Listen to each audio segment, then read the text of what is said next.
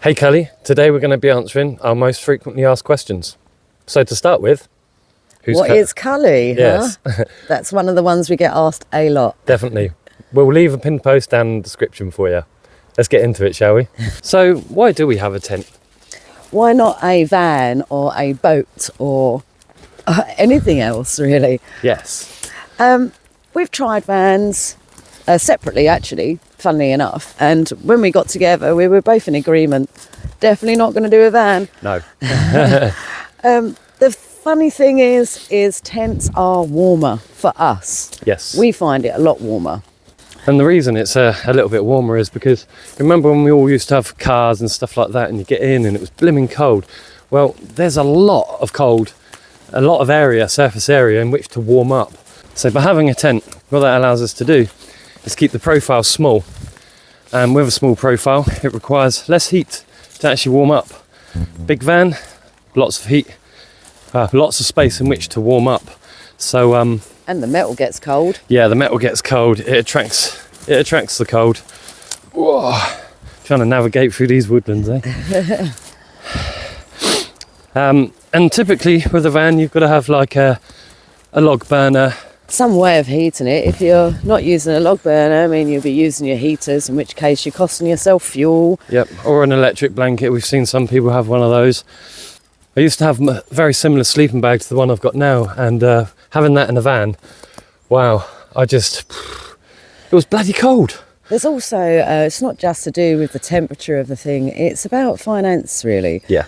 So by living in a tent, we literally cut all overhead. So we don't have to worry about fuel, don't have to worry about having to repair things. I mean, even with repairing a tent, it's just as simple as... It's cheaper than a flat tyre. Yeah. It is cheaper than a flat A lot tyre. of the time, it's just a sewing needle or a sticky plaster. Yes. You know?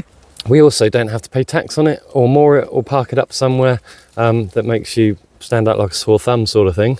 And on that note, actually, the parking up thing, one of the things that we hear a lot about from people that are living in vans is they're always getting disturbed. Yeah. And because we can literally disappear into a thicket, we don't have to worry about people waking us up. I mean, 10 years, we still haven't had an issue. So it's sort of, there's a number of reasons, I guess. It's financial, it's for the peace, and it's also because we prefer it. We stay warmer. Yeah, and it's to keep that low profile as well.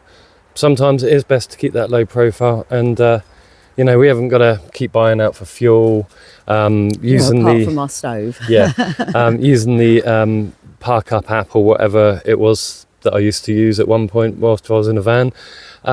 It's one of those things. That's why we choose to live in a tent. Yes. We love to be also, I guess, in a tent because you can hear everything. You know, a small twig snapping, the bird calls. I don't know. I just love the immersion. If I'm honest. It's really nice. So if you're a fan of the outdoors, seasoned or unseasoned, smash that subscribe button, like and share. Let's get back into it, shall we? One of the other questions we get answered is why no fires? As you can see here, there's lots of pines, so the minute you start having a fire, even if you've dug down, it only takes one of those roots to catch and you've got a forest fire or woodland fire on your hands. Not to mention, even if you're on public land, people don't appreciate you starting fires. No, not at all. And that's another reason why we don't dig, is because if we... I got caught by a tree. If we were to get busted, even if we were the landowner and we come across someone that's digging into our land, if we were on private land or even unregistered land, someone's going to own it somewhere, and that becomes really difficult to try and explain yourself as to why you've dug into the land and also made a we like mess. to leave the land how we find it because we really enjoy the beauty of it all. So if we're enjoying the beauty of it all, it's not nice to dig and scorch the earth, and particularly if you don't need it. Exactly. There was always an old saying like that. You would have heard it. Take memories, leave only footsteps. Yeah. It's kind of the ethos that we try and live by, isn't it? Yeah, absolutely. But the other thing is as well is people are assuming that we are uncomfortable and cold and that we need some way to stay warm, and we've fine. We're absolutely Yeah. fine. We love the winter. The winter is our favourite time, and I know some people have a hard time working that one out, but there's a very good reason. There's so many reasons. In the winter, there's less people out and about, dog walking or touristing or just having a ramblers. Yeah, you know? definitely. Less people around. There's less bugs, so we don't get eaten as much. Yes. We like the cold because we like getting all wrapped up and snug, and there's nothing better than waking up on a frosty morning with a hot cup of coffee all tucked up in a sleeping bag. And not to mention your food keeps. So we can buy meat and it lasts for ages. We don't have to worry about a fridge because we're living in one. Yep. So it's like when we stayed with family over Christmas, you know, they were going, just put it in the fridge. Oh, there's no space in the fridge. Well, put it in our fridge. And they go, you haven't got a fridge. Yeah, the outside. You know, why are you paying to cool your food down when you could just put it outside, right? I would turn the fridge off. Yeah, I would, especially this time of year. Just chuck it outside. Put it in a couple of hang bags, dry sacks and stuff, and hang it up. Yeah. You know, I mean, how do you van life lot do it? I'd be interested to know. Do you have a fridge in the caravan? Well, fridge in the caravan or van, boat, whatever?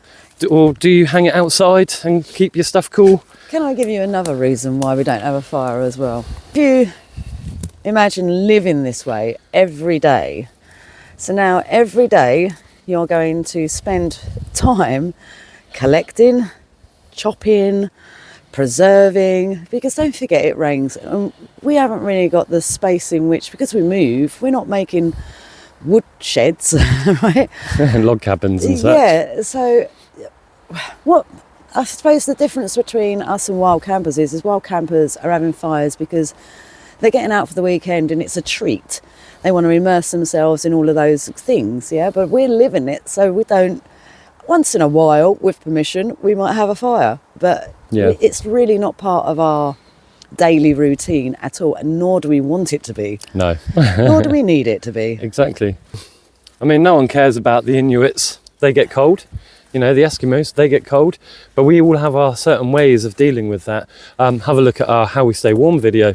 You know, it's just one of those things that you will acclimatise eventually. And we keep saying to each other, you know, you're supposed to be cold in the winter. You're supposed to be hot in the summer.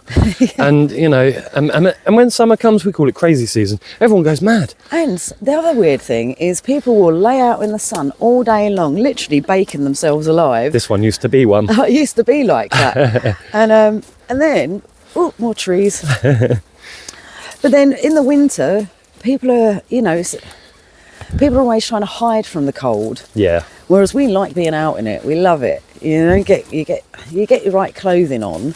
My grandma always said to me, "There's no such thing as bad weather. No. It's always down to bad attire. Yeah. Yeah. Dress appropriately, you'll be fine." Definitely. It's not a fashion show. No. Not in the woods anyway. No.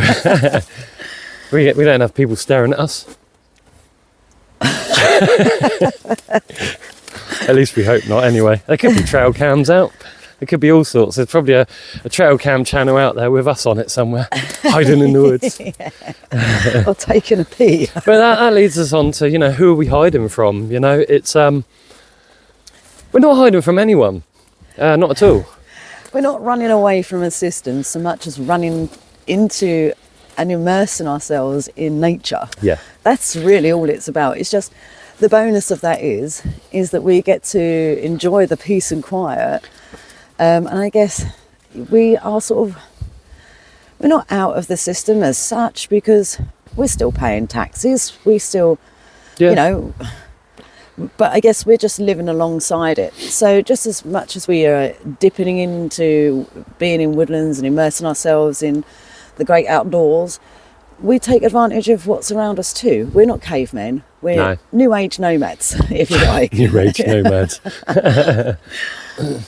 But we roll with the times. We're not trying to go back in time, or, you know, we don't want to live in a cave, and we don't want huts. We don't want a house. We don't want a flat. We could get one if we really wanted to, but no, thank you. We don't want to dig holes and live in those. No. We're not moles. We really love our tent. And we really love the outdoors. Yeah. Put it this way, I was recently invited to a holiday to Egypt. No offence to the person who invited me, but to me that's a little bit like Chinese water torture, because I would rather be in the woods. I don't want to be around tourists. I don't want to be checking out all of the tourist attractions or anything like that. To be honest, even when we're travelling, we don't really do that sort of thing. No, I wouldn't mind doing Egypt. I was going to on a dive holiday once down at the Red Sea, and I went, nah. Just wasn't my thing personally. Well, too hot for me, I think. Yeah. Also, checking out how we make money.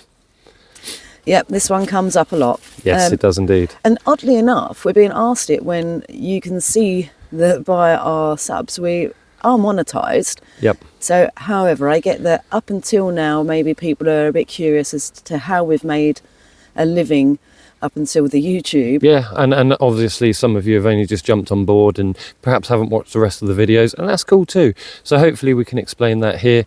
Have a look at that video, and let us know. Will be revealed. Yeah.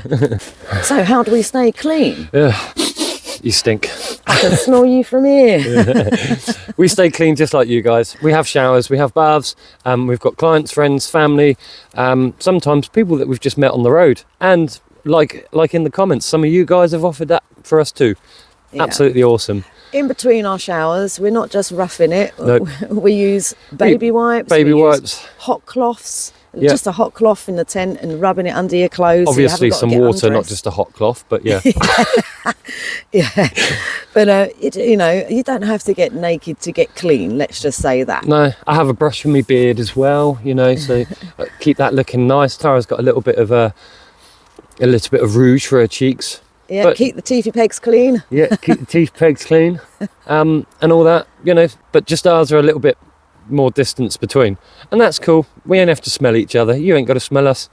And so far, we haven't had a single client mention anything about an odour or anything. Oh, we were in a pub over Christmas at one point, and a couple of haters in there. Long story. Anyway, one of them sat down next to us and wanted to know more about our lifestyle. She was pretty cool, and I went, just out of question, do we smell? And she went, no, can't smell anything. Why Brilliant. would you ask? Because we get accused we get it a lot. But yeah. But only from YouTube, funnily enough, because when you meet us, you'll see we're quite clean people. In fact, even my nails are clean. We take pride in staying clean because, like we say, we're successfully managing this life. Yes. We're not just bumbling about in shoe shop doorways, because we're not unintentionally homeless. No, we've chosen this way, and we don't want this class way. ourselves as homeless. Just for the record, we houseless, yes. Houseless, not homeless. Hashtag tent life. Hashtag tent life. Yeah. One of the other ones, how we charge our belongings. As before, we have battery packs. Yes, we are off-grid, but the people that we use are not necessarily off-grid, but they charge our stuff off of solar, don't they? Yeah, well, some of them are on the mains, I guess. Some of them are on the mains, and we give them a few quid for it. Yeah. But it beats us charging our stuff on the mains if we lived in a house, them charging their stuff on the mains because they live in a house, and if we can use someone else's and give them a few quid back for it. And before it's suggested, solar doesn't really work. Not for us. We have tried solar. We're in the UK and we're under a canopy most of the time. Yeah. So solar is not a thing for us. No. But do check out the video and let us know what you think. So, another one about the sleeping bags. We tend to stick with a 3-season as opposed to a 4-season. This is purely because we don't want to keep changing our sleeping bags up depending on the season. No. So we always wear thermals in our sleeping bags in the winter. Always. That's a given. And that helps a little bit to help retain the heat. Also, we've got each other and the dogs in the tent, so that helps keep us warm. But the other reason is with a big bag, a big sleeping bag, you're literally, some of these big sleeping bags that are 4-season could literally equate to the same volume as our backpacks. Yeah, we don't use duck down or goose down or anything like that. We stay synthetic. The reason being is because stuff does get damp, it does get cold, and synthetic, if we do need to wash our bags at a laundrette or a client's house, it's going to dry super quick for us. Also, we've had where the tent has leaked, or we've had water in the tent and the bottoms of our bags have got wet. The weird thing is, though, is despite the bottom of your bag being wet, because it's synthetic, first of all, it dries off from your own heat as you're sleeping. We've found, anyway. Yeah. By the morning, once your tent's dry, your bag's dry. Yes. So we just prefer a lighter version, somewhere in between. That's versatile all the way throughout the seasons, as opposed to this bag for this season, that bag for this season, or spring, summer, autumn, winter. It's... Put it this way, in the peak of summer, we don't sleep with those bags done up at all. No, we lay on top of them. Yeah, whereas in the winter, we're not just doing them up with zip. No, I was going to say, it's just nice to look at each other in the summer and autumn. Yeah. Well, spring and the summer. Get to see each other for a change. Yeah. Rather than being wrapped up all the time. Yeah. Makes for some romance. Yeah. This is the part where we'd like to say thank you to all of you awesome guys. Thank you so much. Yeah, really appreciate it. Loved your support over Christmas, the New Year. Yeah, you guys are absolutely bloody awesome. Yeah, big shout out to every single one of you. Yeah, you're great. You're great, and it's really nice. It really is. It's very heartwarming to know that people want to show their support like this. It's, it shows that people appreciate what you're putting out, I guess, right? Yeah, it is really nice, really kind. And should we get back into it? Let's get back into it. Yeah. In regards to dog noise,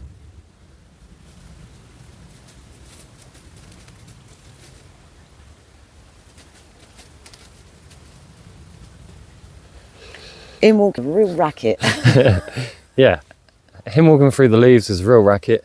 Yeah, he's very highly trained. He's highly trained as a service dog for myself because of my conditions. So he's not much of a barker. No. However, he does bark. He will. He has. Yeah, he'll put it this way: he'll bark on command, which is awesome. Yep. But he will tend to make a light gruff to us, particularly if it's a human. Yeah, he'll do it. Like, it's just to let us know that there's a human approaching. If he's doing a little ruff, ruff thing, giving a little gruff out, then it's usually an animal. Yeah. Yeah. But he always stays very super quiet a lot of the time. Yeah. We've never really had a problem now. There was a client, we were staying on the homestead, and he tried to approach the tent, and the dog just went, "Oh, this is my home," and that this is his home, like you guys would when you're living in a house. The postman comes, they're going to bark. I suppose really he's very well adapted to our lifestyle, because being a protection dog, they love to get territorial about spaces and stuff. Well, the only thing he's really territorial about is our tent. Yeah, home. Yeah, that's it. So wherever the tent goes, that's his home, and that's what he's there then going to protect. Yep. This piece of land here is actually unregistered land. Now what I'm going to do is I'm going to put it up here. There's a land registry map. And what that allows you to do is have a look at all the unregistered land. Now have a read of it. I'm not going to go into it, but we always try and find unregistered land, little loopholes, whether it's owned by the Crown, you'll have a read, or by someone, the clergy, the church, the council, anything like that. To us... Put it this way, if there's no fence to cross, and then you're not necessarily trespassing. If you are going to want to keep people off your land, you're going to put a fence up. Yep. If there's no fence, then... We're always fair, a bit like the Urban Explorers. We'll check the register, we'll make sure that it's not registered to anybody, and if not, then we'll see it as fair game. Yeah, I mean, the Urban Explorers, as long as you've got a way in and you haven't forced your way in, that's where it becomes the civil matter, and it's more of a case of, will you move on, as opposed to, you're on my land. And just for the record, although we have never had an issue and been asked to move on, we would never contest that. No. If someone asks us, because we're nomadic anyway, and we can pack down and move in an hour at the most, we're never going to have a problem with someone asking us to move on. There's always somewhere else to go. But it's always our reputation to uphold too. We always try and stay neutral, decent, kind, caring, smile on your face. Bit of cheek goes a long way. For the record, where possible, we tend to stick to recreational common land. Yes, yeah, all the time, as much as we can. So we also get asked what it is we eat on a daily basis. So, yeah, we'll do part and part most of the time. So we'll forage for what we can and add it to our shop-bought stuff. Yeah. If we come across roadkill, we're definitely taking advantage of it. Just trying to figure out how to put that on YouTube and do it decently, because we don't want to upset people. Do keep an eye out, because we do plan to do more forage and cook videos in 2025. Yeah, definitely. So there'll be plenty more to see and learn from that one. Yes. So why did we choose this sort of lifestyle, eh? Well, for me personally, I was a photographer for many, many years, and I was always sitting down when not working with the camera, editing all the time. I put on weight, I got up to 22 stone, and then I got struck down with blood clots. And I thought, you know what, all of this, I've been climbing that ladder for years, and successfully. I'd done it really well and published. And I thought, no, I'm not going to die in four walls. I've got my children to see, you know, I've got my family to watch and interact with and be around. And because of my past, I've had the skills for a very long time, and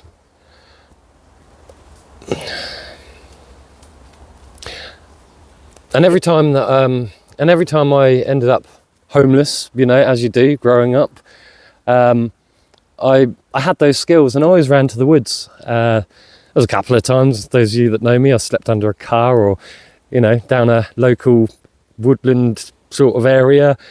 But other than that, I always had the skills to be able to utilise outside. And I thought, you know what, I love it. Why not do it? Why not do it full time? You only live once, right? And I thought, yeah, I'm going to do that.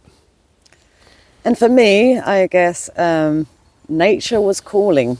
I just had enough of. It just seemed that the more money I earned, the more you spend, and it's just a vicious circle, and it never produced any happiness.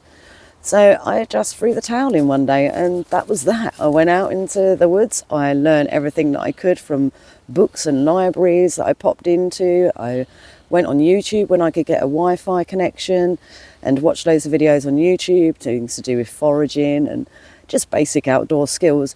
And I won't lie, Ray Mears was my hero. He still is my hero. She really wants to meet him. He's like, that tall though, babe. I so want to meet Ray Mears, because I really want to thank him for inspiring me to come out here and live this way. He was my biggest inspiration, because watching his videos and seeing how much he completely embraces it and loves it, and he gave me the bug, and the bug has never left. So it was awesome to meet my own Ray Mears on the road and, and create a little life together. You know, we got our baby boy, and now we're a proper little family, a little nomadic family. So thanks, Ray, for the inspiration. I hope you watch this one day. How and why do we move? It's another one that's frequently coming up. I guess, first of all, there is no time frame as to how long we would stay somewhere. No. Minimum a night, maximum a few months. Yeah. That's how it works. If we can get away with it, if we're on open access land, anything like that. Have a look at open access land, actually. I think you'll find it interesting. But yeah, I mean, if we're on recreational land and stuff like that, or open access, we will push the boat and see how long we can stay. Well, and that is dependent on how we feel. Yeah. Sometimes we're on the move for a certain reason. We're going to see friends, or we actually only plan to stay in a location for a certain time. And sometimes it'll be like old shops, old people that own businesses that we've helped out in the past that may have an item of clothing that we're interested in, a tool that we might be interested in. Or just have a chinwag with them. Yeah, catch up, to do work, or just to explore an area.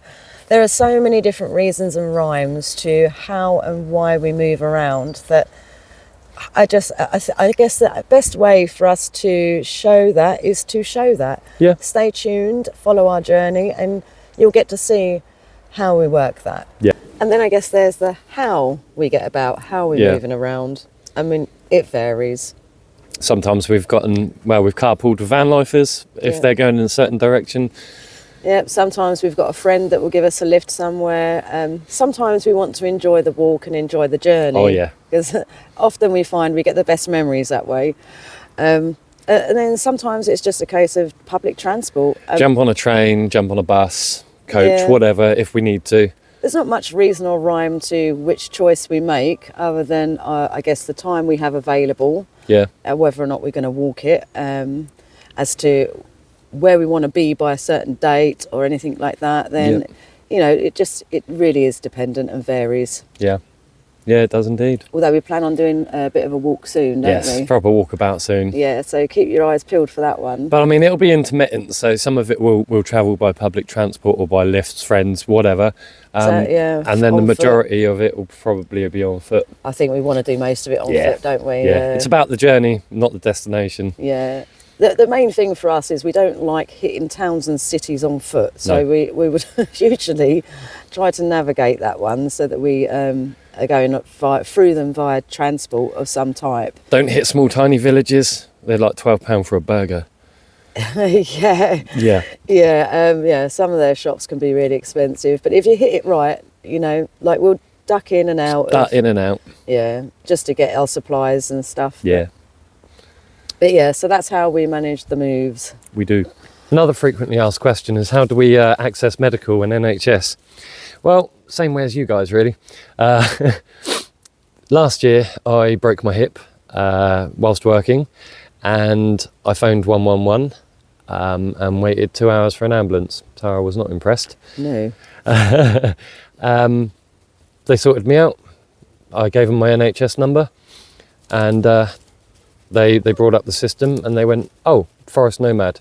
I went, "Yeah, that's the one." So that was good. And the same with my blood clots and my disorder. Find a good doctor, register, go place to place. You can use a temporary address, or what you can actually use is a doctor's address. Yeah, there's many different ways that you can access the services. Typically, it's just phone 999 or 111, and they're obliged to help, especially as a British citizen. You know, you might be put to the back of the queue. Who knows? But no, in regards to that, never had a problem to this day. Not yet. The thing that's coming up is, how do we dry our stuff? Yes. Well, in the UK, as you're all aware, we get a lot of rain. Yeah. And sometimes, we get wet. And we have got a couple of ways of dealing with it. Yep. Sometimes we'll just wear the item until it dries off. Providing that our undergarments are warm and insulating. Yeah. And other times we will wait for a break in the rain and just hang that out on a tree. Or, worst case scenario, we'll put a call out to somebody with a radiator. Yes. Or a tumble dryer. Yep. Or the local laundrette, if you can find one in the area. Don't do it like we did before. That was a laundrette with no water. I don't think it's allowed to be a laundrette now. No, it's a dryerette, right? Yeah. Another one we get asked is, why do we stay in the trees when it's really windy or storms are coming in? Typically, this sort of woodland wouldn't be the best in high storm wind situations. However, as you'll see from that video up there, it's all young trees, young forest, young woodland. Yes. They flex, they bend with the wind, and they're not prone to snapping. They, being young woodlands, they're usually a little denser, so they are quite a good windbreak.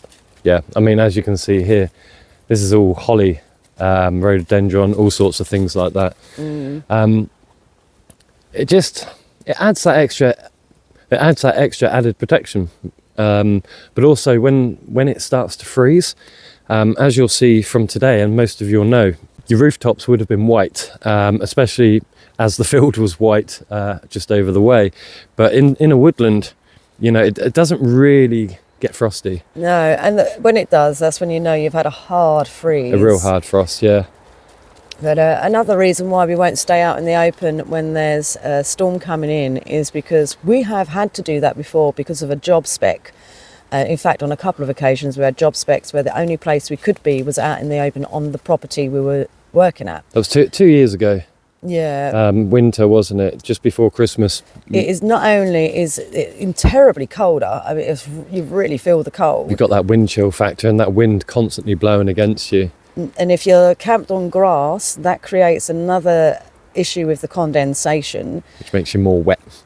And of course, being in the open, if the wind picks up, you just get ripped apart. We got ripped to shreds. Yeah. It's really not nice. No, we'll choose the trees every time. Yeah. And sometimes we've had to take a gamble. Yeah, sometimes we have. I mean, like here, for instance, you can see that tree's going that way, that tree's going that way. This big pine here is coming towards us. So typically, I mean, we're packed down. We've packed down because we're on the move. Typically, we'll stay in a place like that. So we know we're not going to get squished by any of these trees if they do come down. Yes, it's always good to look at how they're leaning. Yeah, yeah. And also, you can tell where the worst prevailing wind comes from just by looking at a woodland, because all the trees that have fallen, the majority of them will have fallen in a certain way. So just scan it really, and if you know the prevailing wind's coming from a certain way, make sure that you've got no dangerous trees from that side. Exactly. So why do we only have a summer tent?